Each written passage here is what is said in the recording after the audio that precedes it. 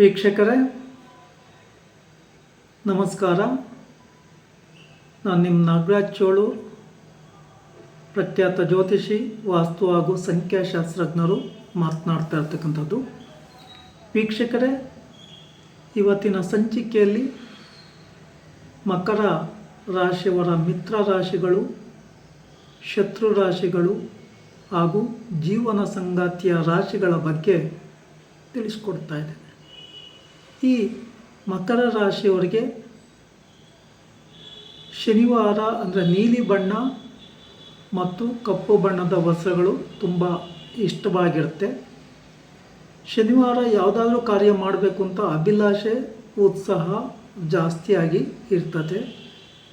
ಈ ಶನಿವಾರ ಮಕರ ರಾಶಿಯಲ್ಲಿ ಇರ್ತಕ್ಕಂಥವರು ಸಿಮೆಂಟ್ ವ್ಯಾಪಾರ, ಕಬ್ಬಿಣದ ವ್ಯಾಪಾರ, ಟೈಲರಿಂಗ್ ವ್ಯಾಪಾರ, ಹಾಗೆ ಸಾಫ್ಟ್ವೇರ್ ಅಥವಾ ಹಾರ್ಡ್ವೇರ್ ವ್ಯವಹಾರಗಳನ್ನು ಮಾಡಲಿಕ್ಕೂ ಅವಕಾಶಗಳು ಹೆಚ್ಚಾಗಿ ಇರ್ತದೆ.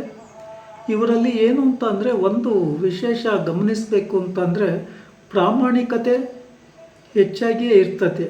ಆದರೆ ಆ ಪ್ರಾಮಾಣಿಕತೆಗೆ ವಿರುದ್ಧವಾಗಿ ನೆಗೆಟಿವ್ ವೈಬ್ರೇಷನ್ ಪ್ರಾರಂಭ ಆದರೆ ಇವರ ಮನಸ್ಸು ನೆಗೆಟಿವ್ ಮೋಡ್ನಲ್ಲಿ ಹೋಗುತ್ತೆ. ಅಂದರೆ ಕೆಟ್ಟದ ಚಟಗಳಿಗೆ ಬಲಿಯಾಗ್ತಕ್ಕಂಥದ್ದು, ಕುಡಿತಕ್ಕಂಥದ್ದು ಅಥವಾ ವ್ಯಸನಗಳಿಗೆ ಒಳಗಾಗ್ತಕ್ಕಂಥದ್ದು ಅಥವಾ ಅನಗತ್ಯ ತೊಂದರೆಗಳಿಗೆ ಸಿಲುಕ್ತಕ್ಕಂಥದ್ದು ಸಾಧ್ಯತೆಗಳು ಹೆಚ್ಚಾಗಿ ಇರ್ತದೆ. ಈ ಮಕರ ರಾಶಿಯವರು ವಿಶೇಷವಾಗಿ ಭಾನುವಾರ ಮತ್ತು ಮಂಗಳವಾರ ಅಷ್ಟೊಂದು ಈ ರಾಶಿಯವರಿಗೆ ಉತ್ತಮವಾಗಿ ಇರೋದಿಲ್ಲ. ಈ ಮಕರ ರಾಶಿಯವರಿಗೆ ಕುಂಭ ರಾಶಿಯವರು, ಮೀನ ರಾಶಿಯವರು, ವೃಷಭ ರಾಶಿಯವರು, ಮಿಥುನ ರಾಶಿಯವರು, ಕನ್ಯಾ ರಾಶಿಯವರು, ತುಲಾ ರಾಶಿಯವರು ಹಾಗೂ ಧನುಸ್ಸು ರಾಶಿಯವರು ಮಿತ್ರ ರಾಶಿಗಳು ಆಗ್ತಾರೆ. ಈ ರಾಶಿಯವರ ಒಟ್ಟಿಗೆ ಯಾವುದೇ ವ್ಯಾಪಾರ ವ್ಯವಹಾರಗಳನ್ನು ಮಾಡೋದ್ರಿಂದ ಅದು ಶುಭಪ್ರದವಾಗಿ ಇರ್ತದೆ.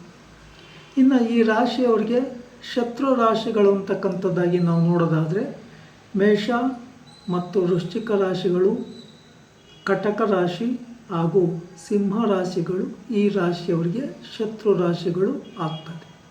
ಈ ರಾಶಿಯವರು ಈ ರಾಶಿಯವರೊಟ್ಟಿಗೆ ವ್ಯಾಪಾರ ವ್ಯವಹಾರಗಳು ಅಷ್ಟೊಂದು ಉತ್ತಮವಾಗಿ ಇರುವುದಿಲ್ಲ. ಇನ್ನು ಈ ಮಕರ ರಾಶಿಯವರಿಗೆ ವಿಶೇಷವಾಗಿ ಪಶ್ಚಿಮ ದಿಕ್ಕಿನ ವ್ಯಾಪಾರ ವ್ಯವಹಾರಗಳು ಉತ್ತಮವಾಗಿ ಇರುತ್ತೆ, ಲಾಭವನ್ನು ತಂದುಕೊಡ್ತವೆ. ಅದೇ ರೀತಿ ಉತ್ತರ ದಿಕ್ಕಿನ ವ್ಯಾಪಾರ ವ್ಯವಹಾರಗಳಿಂದಲೂ ಸಹ ಲಾಭ ಪಡೆದುಕೊಳ್ಳಿಕ್ಕೆ ಅವಕಾಶಗಳು ಇದೆ. ಈಶಾನ್ಯ ದಿಕ್ಕಿನ ವ್ಯಾಪಾರ ವ್ಯವಹಾರಗಳಿಂದಲೂ ಸಹ ಈ ರಾಶಿಯವರು ಲಾಭ ಪಡ್ಕೊತಾರೆ. ಇನ್ನು ಈ ರಾಶಿಯವರಿಗೆ ಜೀವನ ಸಂಗಾತಿಯ ರಾಶಿಗಳು ಅಂತ ನೋಡೋದಾದರೆ ಕುಂಭ ರಾಶಿಯವರು ಇವರಿಗೆ ಅನ್ಯೋನ್ಯವಾದ ಸಂಗಾತಿ ಆಗ್ತಾರೆ. ಮೀನ ರಾಶಿಯವರು ತೊಂದರೆ ಇಲ್ಲ. ವೃಷಭ ರಾಶಿಯವರು ತುಂಬ ಉತ್ತಮ. ಅದನ್ನು ಬಿಟ್ಟರೆ ಮಿಥುನ ರಾಶಿಯವರು ಅತ್ಯಂತ ಹೊಂದಾಣಿಕೆ ಆಗೋದರಲ್ಲಿ ಯಾವುದೇ ಸಂದೇಹ ಇಲ್ಲ. ಅದು ಆದ ನಂತರ ಕನ್ಯಾ ರಾಶಿಯವರು ಸಹ ಹೊಂದಾಣಿಕೆ ಆಗ್ತಾರೆ. ಅಥವಾ ತುಲಾ ರಾಶಿಯವರೊಟ್ಟಿಗೂ ಸಹ ಇವರು ವಿವಾಹ ಆಗಬಹುದು.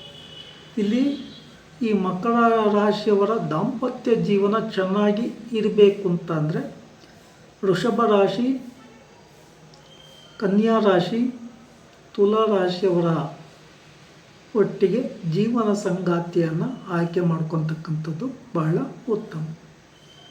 ಈ ಮಕರ ರಾಶಿಯವರು ಯಾವುದೇ ವ್ಯಾಪಾರ ವ್ಯವಹಾರಗಳನ್ನು ಮಾಡಬೇಕಾದ್ರೆ ಸ್ವಲ್ಪ ಜಾಗರೂಕತೆಗಳಲ್ಲಿ ವ್ಯವಹಾರ ಮಾಡ್ತಕ್ಕಂಥದ್ದು ಉತ್ತಮ. ಕೆಲವು ಸಂದರ್ಭಗಳಲ್ಲಿ ಏನಾಗುತ್ತೆ ಅಂತಂದರೆ ಅನಗತ್ಯ ಕಿರುಕುಳ ತೊಂದರೆಗಳಿಗೆ ಒಳಗಾಗ್ತಾರ. ಈಗಲೂ ಸಹ ಸಾಡೆ ಸಾತಿ ಈ ಮಕರ ರಾಶಿಯವರಿಗೆ ನಡೀತಾ ಇರೋದ್ರಿಂದ ಶನಿ ಭಗವಾನರಿಗೆ ಸಂಬಂಧಪಟ್ಟಂಥ ಪರಿಹಾರಗಳನ್ನು ಮಾಡ್ಕೊಂಬೋದು ಬಹಳ ಉತ್ತಮ. ಶನಿವಾರಗಳಂದು ಶನಿ ಭಗವಾನರ ದೇವಸ್ಥಾನಕ್ಕೆ ಹೋಗೋದು, ಎಳ್ಳೆಣ್ಣೆ ದಾನ ಕೊಡ್ತಕ್ಕಂಥದ್ದು, ಎಳ್ಳೆಣ್ಣೆ ಅಭಿಷೇಕ ಮಾಡಿಸೋದು, ಎಳುಬತ್ತಿ ದೀಪ ಹಚ್ಚಿ ಪ್ರಾರ್ಥನೆ ಮಾಡ್ಕೊಂಬೋದು, 8 ಸುತ್ತು ದೇವಸ್ಥಾನದ ಸುತ್ತು ಪ್ರದಕ್ಷಿಣೆ ಬಂದು ಕೈ ಮುಗಿದು ಪ್ರಾರ್ಥನೆ ಮಾಡ್ಕೊತಕ್ಕಂಥದ್ದು.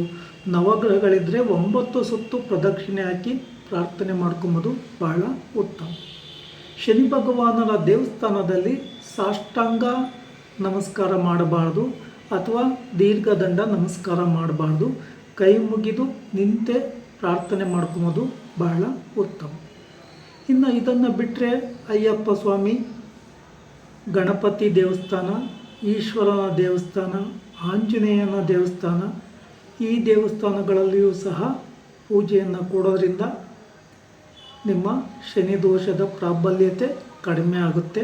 ಆದರೆ ಶನಿ ದೋಷ ಮುಗಿಯೋದಿಲ್ಲ.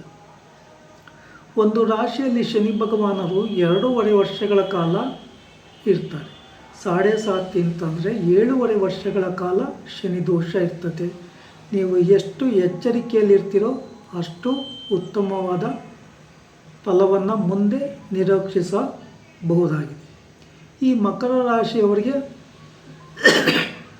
ವಿಶೇಷವಾಗಿ ಬುಧವಾರ, ಶುಕ್ರವಾರಗಳು ಶುಭಪ್ರದವಾಗಿ ಇರ್ತದೆ. ಈ ದಿನಗಳಲ್ಲಿ ಹೊಸ ವ್ಯಾಪಾರ ವ್ಯವಹಾರಗಳನ್ನು ಮಾಡ್ಕೊಂಬೋದು ಬಹಳ ಉತ್ತಮ.